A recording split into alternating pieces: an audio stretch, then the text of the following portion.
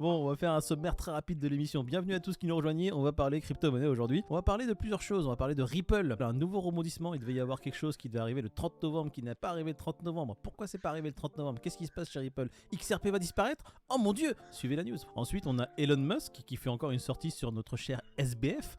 Si vous savez pas ce que ça veut dire SBF, restez connectés, ça va être bien, ça va être sympathique. Ça sera lié à FTX. Si vous savez pas ce que c'est SBF et FTX, Changez de chaîne. Retournez vous coucher. ouais, j'avais envie de dire changer de chaîne parce que vous avez loupé trop de choses. Si vous êtes dans la crypto-monnaie, revenez quelques épisodes en arrière. Et on va terminer par une news qui est assez sympa, je pense qu'il va tous nous plaire. Telegram qui veut lancer sa propre plateforme d'échange crypto. Plus que jamais pour Pavel Durov. Pavel Durov, alors il est d'origine quoi lui? Il est d'origine russe. Le Telegram, c'est quoi? C'est un réseau à la base qui était russe. Ouais. Qui aujourd'hui, parce qu'il avait eu des pressions du SFB, FSB. FSB. BHB. SBF, FTX, SFB, Voilà, il y a trop de BSF. initiales à particules. Donc eux, ils lui avaient mis la pression parce qu'il avait monté l'équivalent d'un Facebook russe, Ouais. tu vois. Il lui avait mis la pression et tout, et du coup, il s'est barré de Russie. Je crois, il me semble qu'il est aux Émirats, Qatar ou un truc comme ça, le mec. Et Protégé. il a monté derrière Telegram avec ses frères. La Telegram à la base, c'est quoi? C'est un service de messagerie, un peu comme Signal, Crypté. WhatsApp ou autre. Mhm. Crypté, De ultra bout en sécurisé. bout, si tu l'actives Voilà. sur Telegram. Et c'est vrai qu'on va dire qu'il y a des trucs assez sombres qu'on laisse passer sur Telegram, alors que sur d'autres réseaux, c'est un peu plus compliqué. Et Telegram est connu, entre autres, pour ce genre de choses. Donc ça, j'ai envie de te dire, ça correspond bien à la décentralisation. Hein. Bah, en tout cas, pour lui, c'est la prochaine étape. C'est créer des C'est wallets, ça. créer des exchanges et que tout soit décentralisé au possible et que voilà, et que tout ce beau monde, en tout cas tous les utilisateurs de Telegram puissent accéder à la crypto-monnaie de manière safe. Et ça passerait justement par un petit token aussi qui serait créé, qui serait sous l'acronyme, oui, je vais laisser ça. TON. Voilà, un petit token qui serait de Open Network. Bah, en fait, apparemment, ils ont eu des déboires avec la création du premier jeton. Ouais. Et celui-ci, donc, c'est le deuxième c'est l'acronyme de The Open Network. Donc, qui remplace la première tentative, on va dire. On va pas rentrer dans les déboires de Telegram ou dans les rumeurs fallacieuses ou sulfureuses qui diraient que la Russie a une main directe derrière l'application et pourrait voir toutes nos communications, que la supposée clé cryptée qui est derrière est en position directement du Kremlin, etc. Alors, on n'en sait rien, c'est que des Ouais, théories. c'est pour ça que j'ai posé les bases, Moïse, en disant qu'il avait créé le Facebook russe, qu'il avait dû s'expatrier, tu vois, ailleurs, et que c'est seulement après qu'il a monté Telegram avec ses frères. Et Tu fais donc, bien. pour le coup, lui, il crie haut et fort qu'il n'a plus rien à voir avec la Russie, ni avec les services secrets ou autre, quoi. On ne le saura malheureusement jamais de façon sûre et certaine. C'est sûr. Et puis Ça, j'ai envie c'est de te sûr. dire, de toute façon, on s'en fout un peu. Enfin, nous, on s'en fout un peu parce qu'on n'a rien Qu'est-ce à qui cacher. est sûr? Qu'est-ce qui est sûr aujourd'hui? Même la somme qu'a donnée Sam Bankman, on n'est pas sûr de combien ça représente. Oh là là, quelle transition exceptionnelle. Oui, c'est vrai que là, Elon Musk qui est en train de mettre ses doigts dans la sauce dans le monde entier, qui a révélé des Twitter files sur Twitter directement. Elon Musk, je pense qu'il y a déjà des assassins derrière qui le poursuivent. Alors j'espère que ce mec-là restera en vie le plus longtemps possible et qu'il est protégé. Je parle bien sûr d'Elon Musk, parce qu'il est en train d'ouvrir la boîte de Pandore. Il est en train de révéler des secrets démocrates, républicains, des secrets gouvernementaux. Enfin, je sais pas, le mec, on n'a rien à foutre, il est en roue libre. Bon, là, qu'est-ce qu'il a dit? Sam Bankman a donné 1 milliard à peu près aux démocrates. Où est l'argent? Et il dit clairement, oui, il a quand même donné de l'argent aux bonnes personnes pour pouvoir derrière voler 10 milliards. Ouais, il a donné 40 millions pour pas aller en prison, et Ouais. en fait, il le dit, c'est le meilleur retour sur investissement de tous les temps. C'est-à-dire qu'il a toujours 10 milliards, et il a juste payé 40 millions pour le préjudice. J'en suis venu à penser de pourquoi il avait fait ça. Mais pour moi, il a fait ça peut-être juste pour calmer tout ce qui court en ce moment sur Twitter, tu sais, par rapport aux décisions qu'il prend de virer une grosse partie du personnel et tout ça.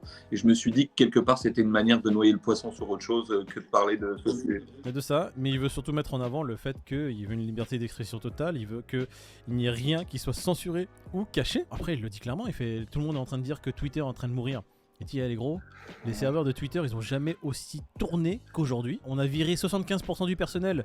Twitter fonctionne toujours correctement, il n'est pas down Twitter, et c'est vrai que moi en tant qu'utilisateur, tout va bien. T'as supprimé 75% de ta masse salariale. Ta boîte tourne très bien avec 70-75% de gens en moins. Toi, en tant que boîte, Ça fait plaisir. t'as envie de Pour l'instant, elle est belle, profit, hein. tu vois, t'as envie de Pour l'instant, ça fait plaisir. Ouais, pour l'instant, tout va bien. Faudra voir sur le long terme. Ils sont tous en train de se dire, c'est un génie ou c'est un fou ce mec? Hein? J'espère que c'est pas les mêmes que la juge qui va faire le procès de Ripple. Il va se passer quelque chose normalement fin du mois de novembre. Comme on n'a rien vu, on s'est posé des questions. Je me suis réveillé le 30 novembre justement en me disant mais il n'y avait pas un truc de ouf, je vois Normalement, rien sur Twitter. Mon Et pack de je Ripple suis devait pas parti faire regarder, To j'ai the rien vu. Moon. Pourquoi je vois pas Voilà, To the Moon exactement. à côté de Ripple? Je vrai. vois qu'il a pas bougé.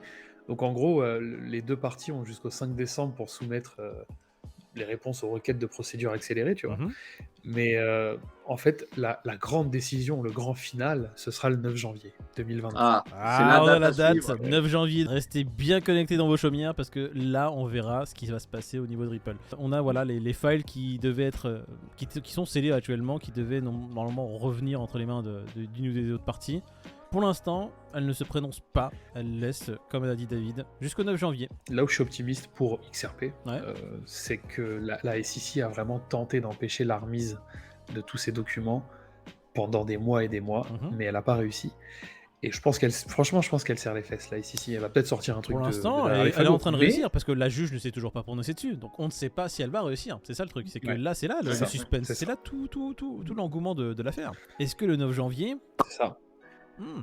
Bon, ils vont laisser passer la Coupe du Monde, et puis voilà.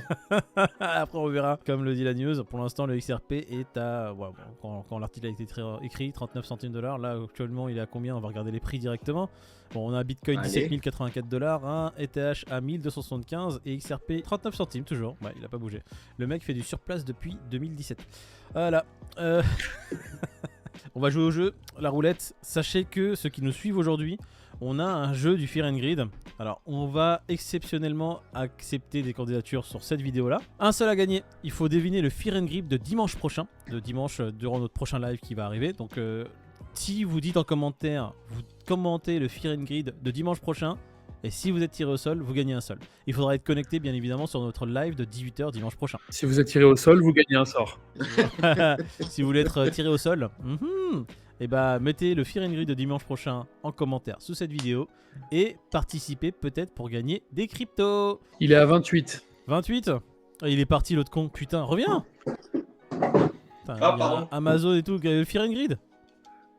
Pardon, j'ai cru que c'était fini. Le mec, il est Pour rien vraiment vous cacher. détente. Fear and Greed. Il est à 28. J'ai pas suivi 27. le prix. Je sais que la dernière fois j'avais dit 28, il était à 29 et au final il y a maintenant 4 jours qui ont passé et il est toujours à 17 000. 28. Ouais, mais vu que ça n'a pas beaucoup bougé, je dirais T'as dit combien 27. toi, Pete? 27. 27, 28, 17 000 il était à 29. Tous les prépare calculs de Ouais, il savants, prépare un programme pour la NASA, là. pour rien, ouais. Non, c'est juste mon cerveau qui essaie de démarrer, les gars. non, mais En laisse fait, tomber, ça, c'est quoi? c'est trop J'ai tard. vraiment envie de redire 29 parce que la dernière fois il était à 29 quand il était à 17 000. Il a stagné, mais ce bâtard, je sais qu'il bouge. J'ai envie de dire 30. C'est quoi? Parce que je vais être un dindon. Il va être à 29. J'ai juste pas envie de dire 29 parce qu'il était à 29 la dernière fois. Je vais dire 30 et je vais être une dinde alors qu'il est à 29. Allez, on va regarder ça tout de suite. Allez, Il a le droit de Il est à latéraliser aussi. 26, putain. Il est à 26, putain, j'ai dit 27. latéraliste, c'est son père, ce bâtard. Hein, c'est réflexions pour rien. Allez. Il a qu'à latéraliser chez lui, merde. Ouais, putain de Fear and Greed. Il a aucun sens ce Fear and Greed. Aucun sens.